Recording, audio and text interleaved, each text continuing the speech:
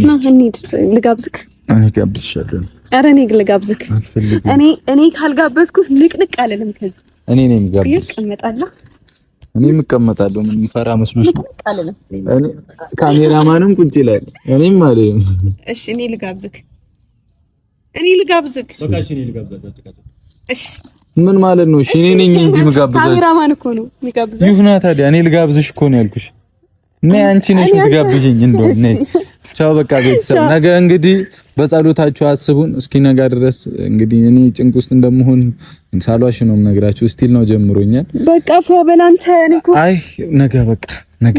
ሁሉም ነገር የሚቋጭበት ቀን ነው ቻው ቃል በቃል ስጦታ አየሁ ህልሜ ሲፈታ ደስታ ሆኖ የኔታ